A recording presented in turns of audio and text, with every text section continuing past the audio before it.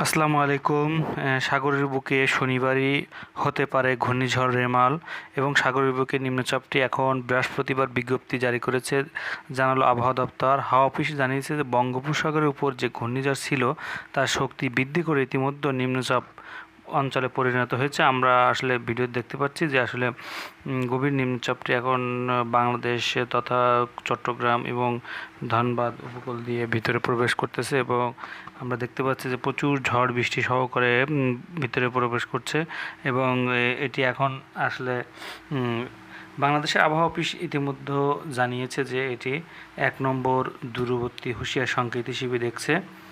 আর অন্যদিকে আমরা দেখতে পাচ্ছি যে সারা দেশে 8টি বিভাগীয় শহরে চট্টগ্রাম, সিলেট, খুলনা, বরিশাল ও ময়মনসিংহ, রাজশাহী, রংপুর বিভিন্ন জেলা আবহাওয়া দপ্তর থেকে বলা হয়েছে ঘূর্ণিঝড়ের পূর্বাভাস হিসেবে বলা হয়েছে যে এটি আসলে বাংলাদেশের খুব উপকূল দিয়ে যেতে পারে এবং এটি আয়লা এবং আমফানের মতো দুর্যোগ সৃষ্টি করলেও করতে পারে।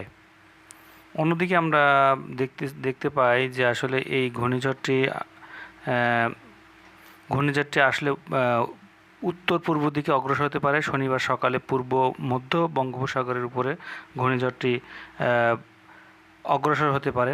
আবহাওয়াবিদরা জানিয়েছে যে নিম্নচাপ যদি ঘূর্ণিঝড়ে পরিণত হয় তবে সেটি আসলে অনেক ক্ষতির কারণ হবে। সুন্দরবন উপকূলের খুব কাছাকাছি অবস্থান করছে এটি। আর বাংলাদেশের চট্টগ্রাম, খুলনা, বরিশাল, যশোর, মোংলা বন্দর থেকে খুব কাছাকাছি অবস্থান করছে। আপনারা যারা এই ভিডিওটা দেখছেন তাদের যদি এলাকা আশেপাশে যদি কোনো ঝড় বৃষ্টি হয় কমেন্টে কাইন্ডলি জানাবেন। আর একটা জিনিস হচ্ছে যে এই ঘূর্ণিঝড়টি আসলে শনিবারের ভিতরে আঘাত আনার কথা বলা হচ্ছে, কিন্তু অন্যদিকে বলা হচ্ছে যে এটি যে কোনো সময় তার দিক পরিবর্তন করতে পারে। অন্যদিকে এটি ভারতের উড়িষ্যার উত্তর জেলাগুলিতে, মিজোরাম, ত্রিপুরা দক্ষিণ অংশ কিছুটা আঘাত আনতে পারে। আর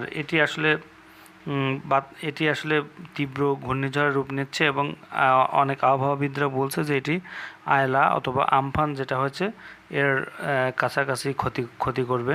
তো আসলে এটাই ছিল আজকের আপডেট। পাশাপাশি এখন গরমের অংশটা একটু বেশি পড়ছে, তারপরেও আমরা যেটা দেখতে পাচ্ছি যে ঘূর্ণিঝড় রেমাল আসলে নামকরণ করেছেন ওমান থেকে।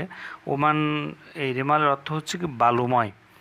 তো এটি আবহাওয়াবিদরা আসলে লঘুচাপটি আগামীকাল সকালের মধ্যেই সুস্পষ্ট লঘুচাপে পরিণত হবে এবং আগামী শনিবার এই নিম্নচাপটি